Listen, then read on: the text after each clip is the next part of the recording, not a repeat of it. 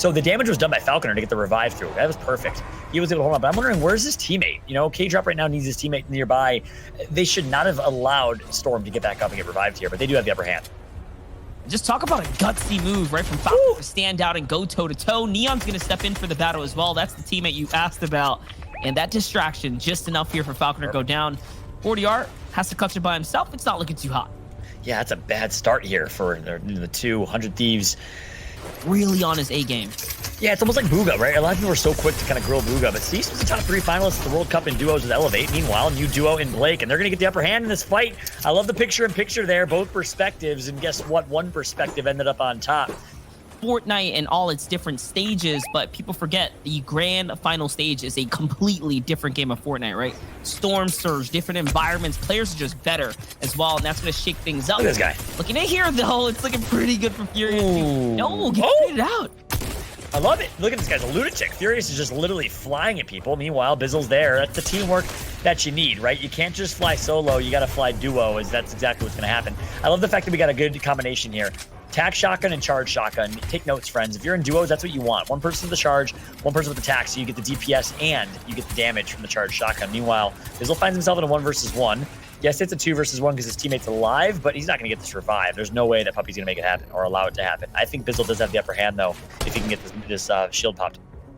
Yeah, this is tough right here. Remember, he can also chug splash it down body of Furious to keep him in the game for a little longer, give him some more time to go and get this reboot off. But no, there's no way Puppy needs to give him this opportunity. It's a ticking time now. But Bizzle's he's not want to be mechanical.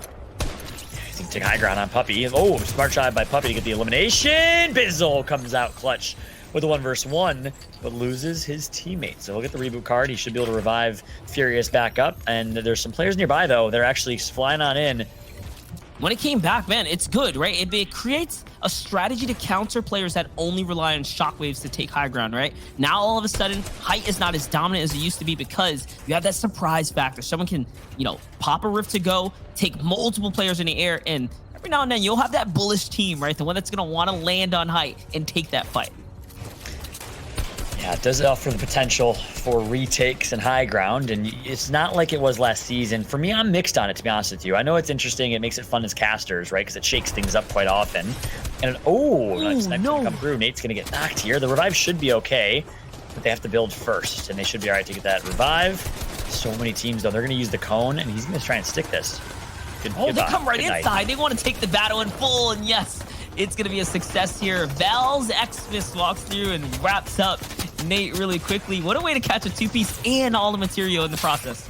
Yeah, that's huge. That's a great pick. And I'll get back to my thought on Rifts later because it is madness for game number 1, Monster. I don't know if I've ever seen this much mid-game madness. All right? It's almost like... West. Yeah, exactly. NA West, that's what's up. A lot of aggression here. AV nearby. What is this? Stretch. I thought for a second I was going to set up for some kind of shockwave play there for defense. That would have been super interesting. Either way, though, he's in a tough situation here. Fallout, no more shields left. Solo player, right? This is the worst case scenario for any duo team out there. Yeah. So what Stretch? Actually, I'm not even gonna say it. I'm gonna ask you because you are the king analyst. What does Stretch want to do right here? And this is for the viewership, right? If you are alone, give us a little live VOD review here. You know what I'm saying? A little live review. I mean, yeah. Look what he's doing. Are you trying to take his time? And exactly. I was gonna say that the biggest thing here: keep a low profile. Don't let anyone know you don't have shield. And he didn't do that. He didn't do that at all. Instead, he kept a very high profile. He found himself in between 2 players and got taken out as a result. It's an unfortunate situation there. As we take a look at the replay of Favs, we all know what Favs is capable of. And I believe another top free agent bringing out his inner Kool-Aid man from Family Guy as he smashes through the wall with an impulse grenade and gets the pick. And or leverage peppers for fast mobility. They're gonna have to do it the old-fashioned way with their legs and nothing else. Rex and Epic will. Let's see how they play this. This is the team that won the semifinals. This is the team that was the first and only team. They had some water to help them out.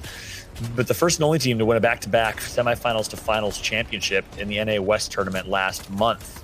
Can they do it again? Can they go back-to-back and be one of the first teams to go back-to-back, if not maybe the first team to go back-to-back game over game? Meanwhile, nice pick's going to come through. Extra Middy's going to get a pick as well. And Acorn, of course, the teammate of G2's Jack. That's a key one. Arkram gets a pick on Dabsy.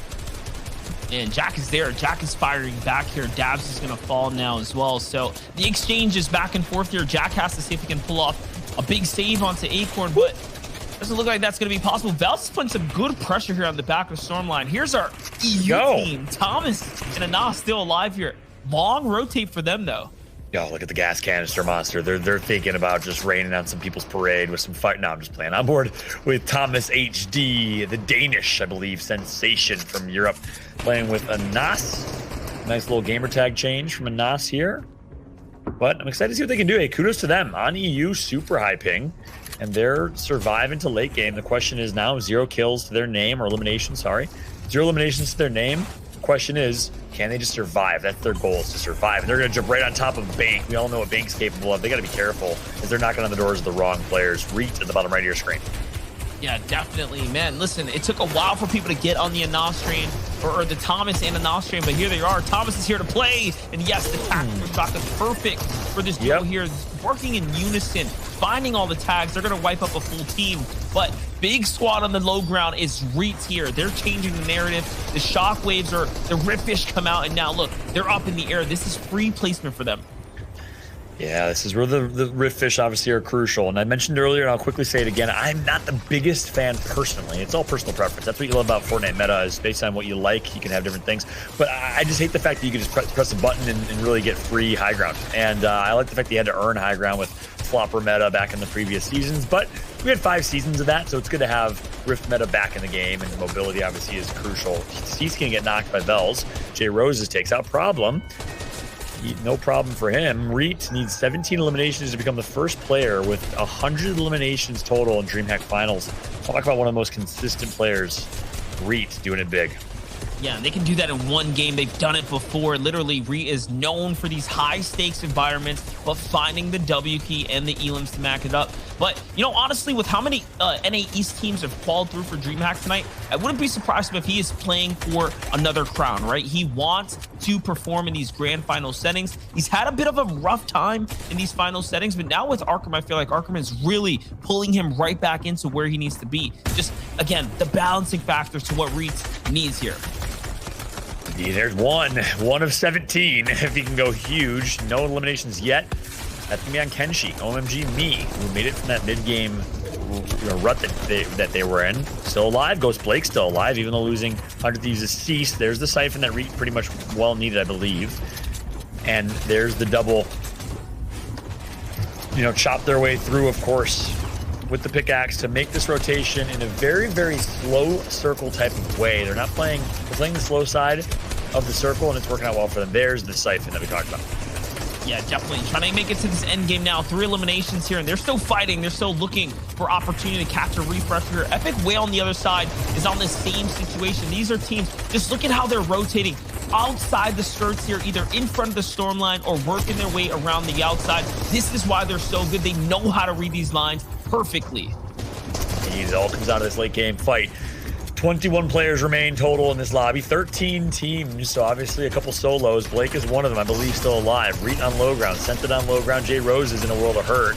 Somehow, some way, gonna survive for now. Finally gets taken out. Fav's alive, but the high ground's being fought for. Low ground's madness. AV at the bottom of your screen on the left side.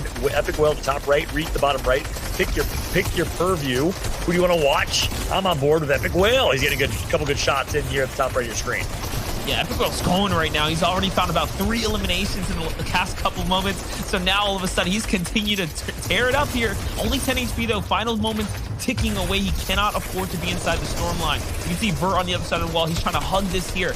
No camera angle advantage, but walks into the box. He's turned around. It looks like that just might be enough. And no, Epic falls in those moments. Now it's up to Reet here in Arkham.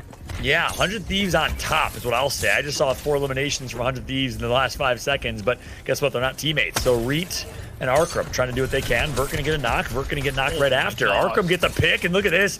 High ground retake. No need for the rift there. Reet and Arkham in a perfect spot to win this one. Arkham says, hey, Reet, I'm just gonna send you in there like a bull, like an absolute pit bull, as Reet's gonna get a couple good shots in, and just like that, Arkham comes and cleans it up. Victory Royale, easy peasy for Arkham and Reet as they end up on top.